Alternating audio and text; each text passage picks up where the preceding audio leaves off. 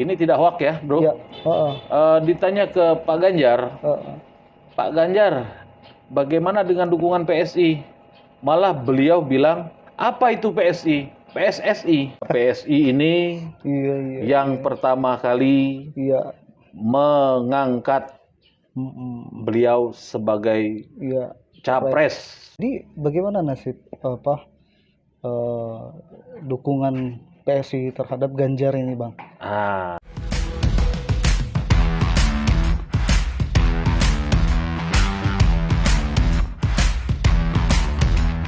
This is your life. Assalamualaikum warahmatullahi wabarakatuh, teman-teman musikal. Jumpa lagi dengan saya Hadi. Hari ini tamu kita makin spesial, seorang politisi juga, politisi di mana dalam partai ini begitu banyak anak muda yang visioner, yang mampu bertarung dengan senior-senior. Langsung saja kita sapa Bang Dedi, Sekretaris PSI Provinsi Bengkulu. Sehat, Bang? Alhamdulillah, terima kasih Bro Hadi. Alhamdulillah. Sudah mengundang kami dari PSI untuk podcast. Siap. Gimana kabar, Bang? Sehat, Bang? Alhamdulillah, baik, sehat. Walafiat.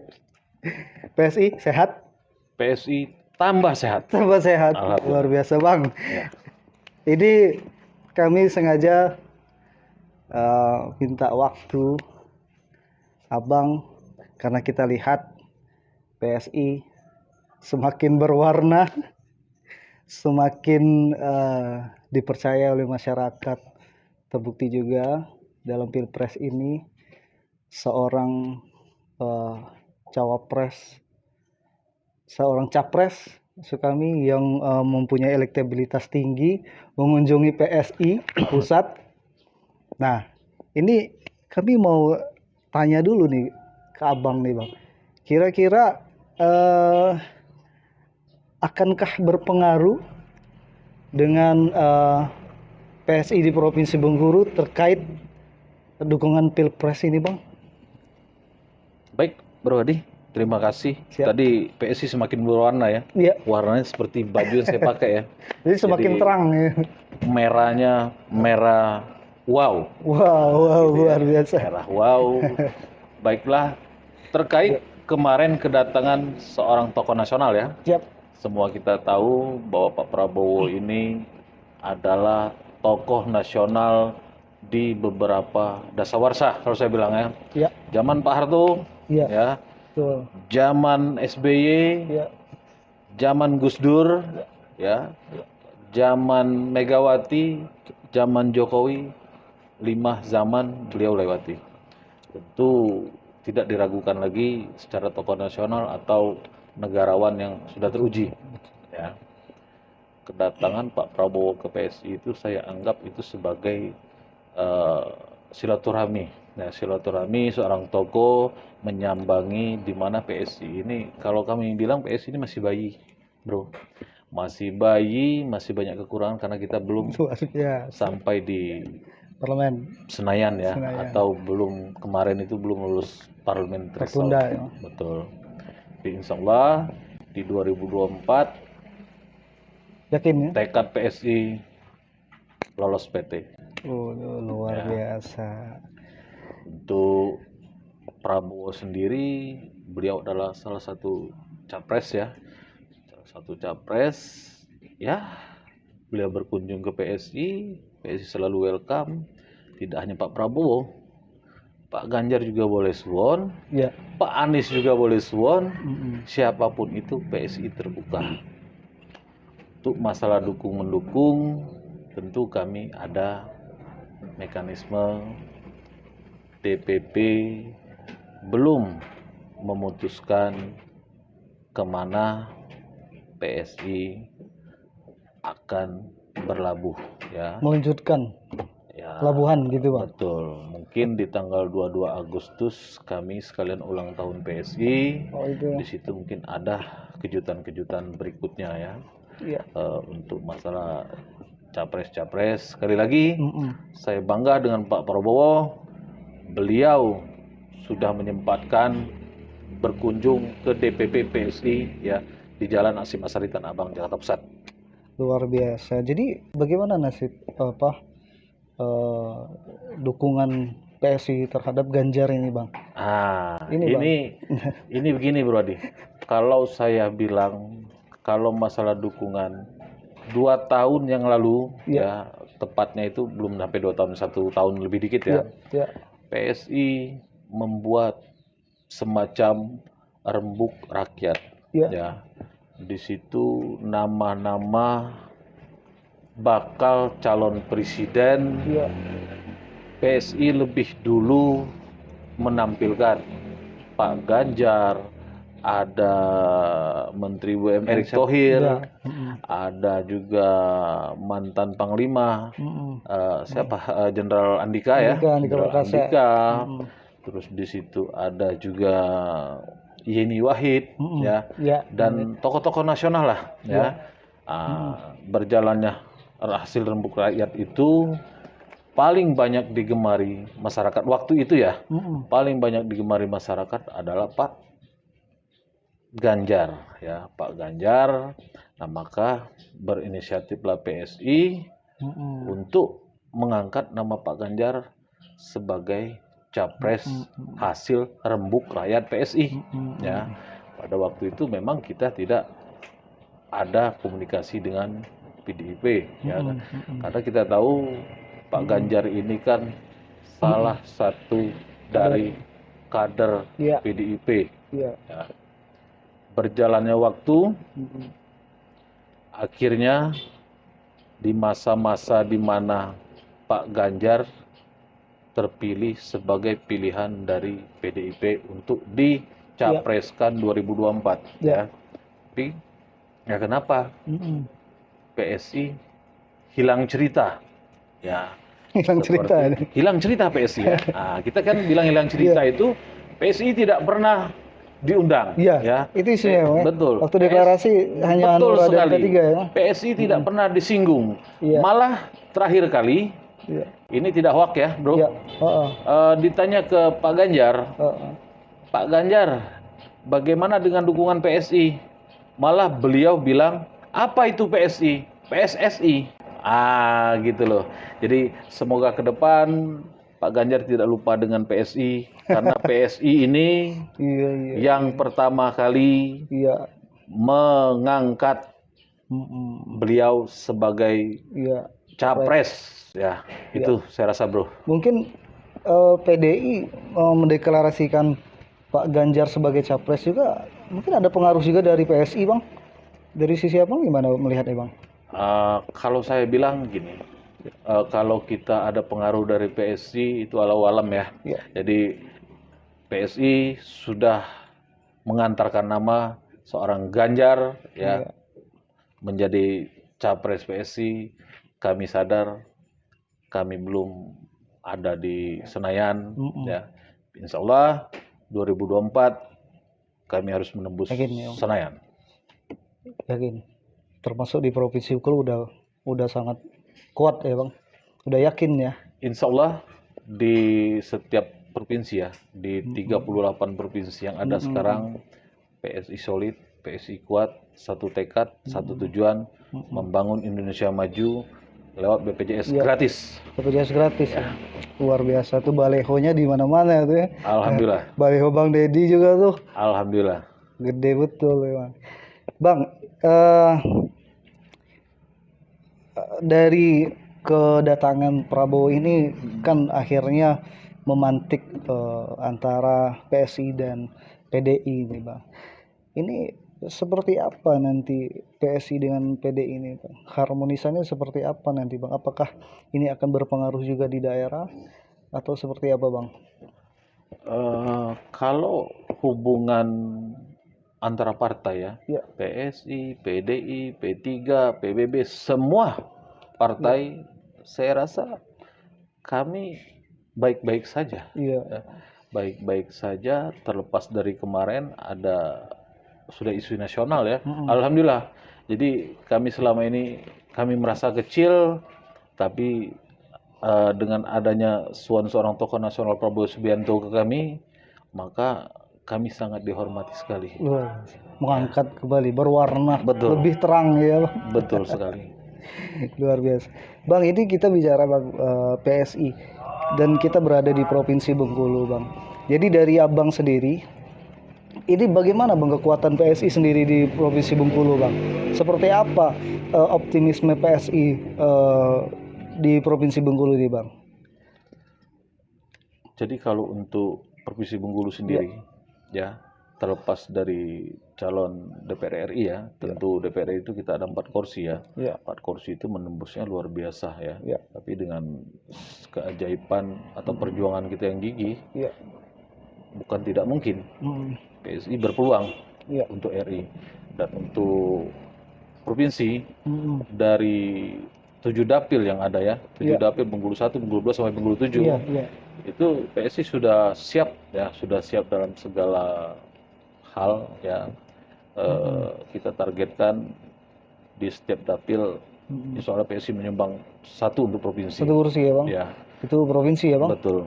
Sama di 9 kabupaten kota Iya. kita targetkan minimal 3 DPR Minimal. untuk kota dan kabupaten minimal. Biasa.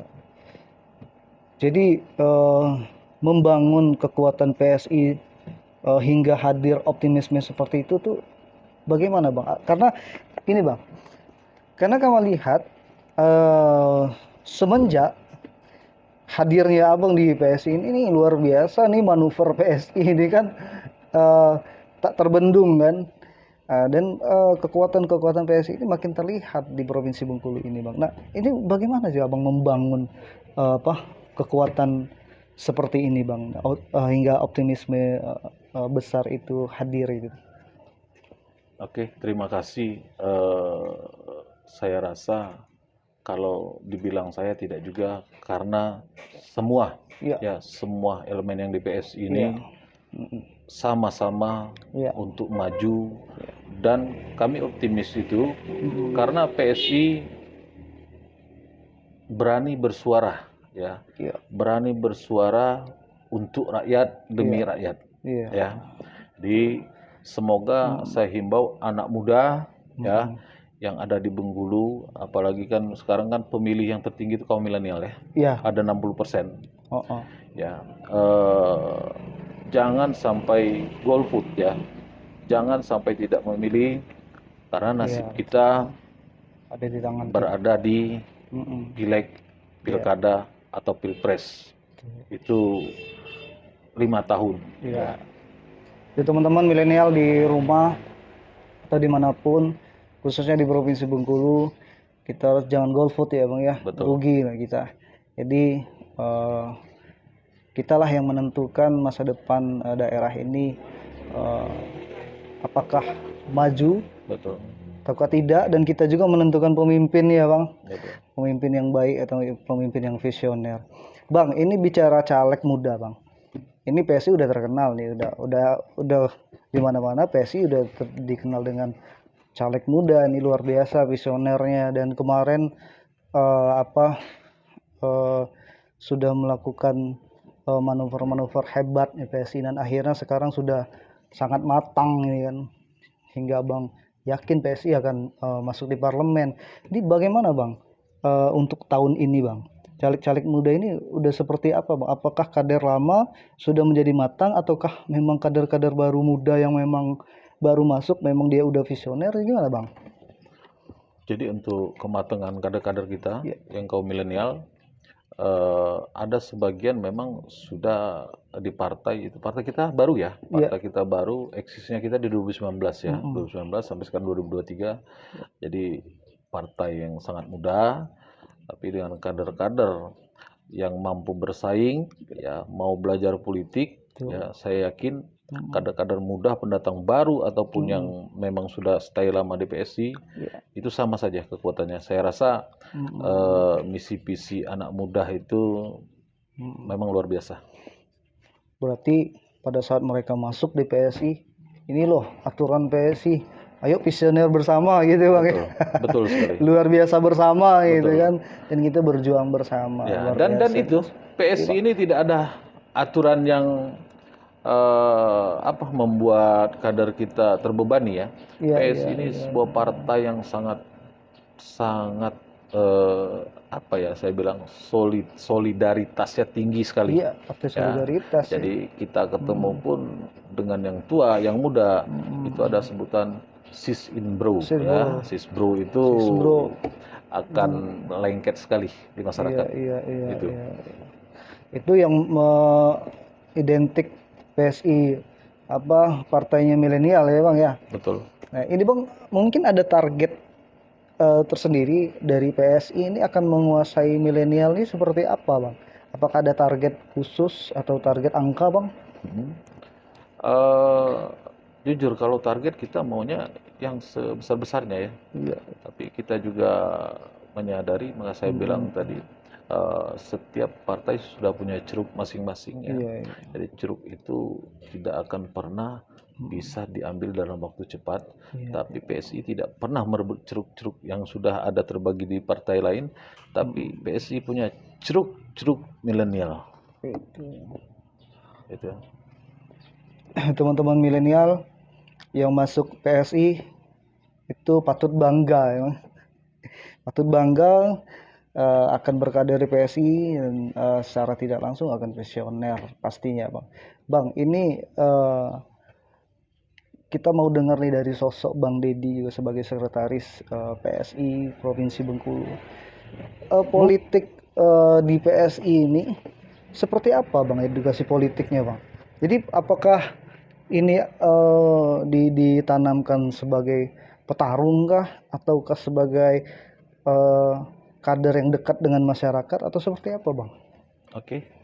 Jadi politik dalam PSI itu sebenarnya sangat gampang ya dipahami. Ya. Jadi politik dalam PSI ini menganut 3 cara ya. Iya, iya. Politik, sosial, finansial. Iya, Ya.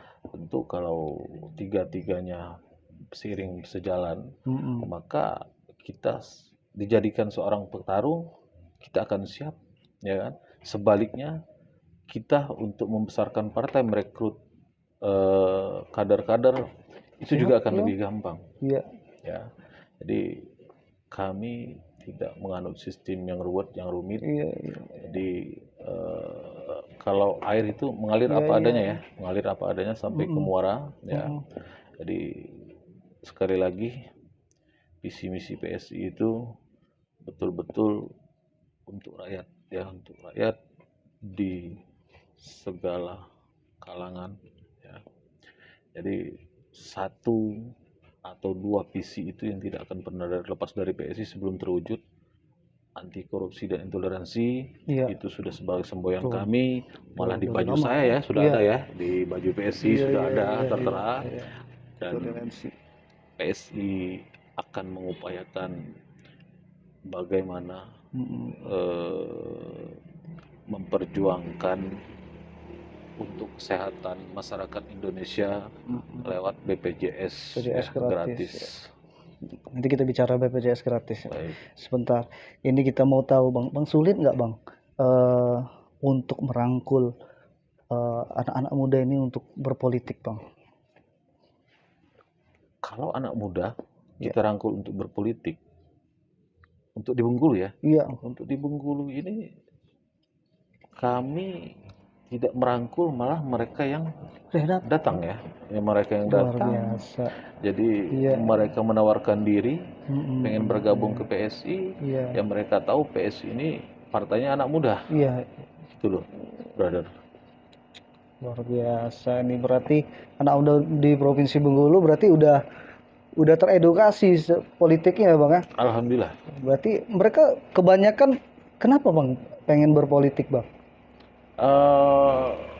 Kami sudah pernah bahas ya, anak muda pengen berpolitik itu tentu mereka sudah menyadari bahwa berpolitik itu adalah jalan satu-satunya untuk meningkatkan taraf ekonomi, taraf untuk membantu masyarakat ya. Jadi mereka dulu berpikir ketika mereka lulus sekolah ya, di usia 21 tahun ya kan, mereka pengen bekerja ya. Kalau sekarang alhamdulillah anak muda umur 21 tahun bercita-cita duduk di dewan. Ya, jadi memang saya bilang regenerasi itu terjadi. Iya, Ya, iya, luar biasa. Dan untungnya PSI sudah siap menampung betul sekali. itu ya. Betul sekali. Bang, ini bicara kita apa kedekatan PSI dengan masyarakat nih kan ada BPJS. Mungkin secara singkat Bang BPJS, kenapa harus BPJS Bang gratis? Baik, salah satu yang mata kami lihat, telinga kami dengar, masalah yang paling menyedihkan itu adalah berobat dengan cepat.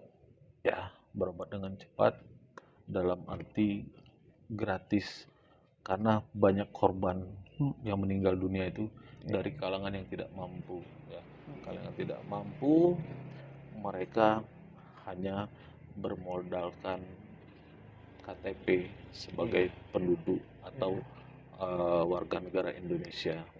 Jadi di mana PSI melihat kesenjangan sekali antara si berduit dan tidak beruang tadi.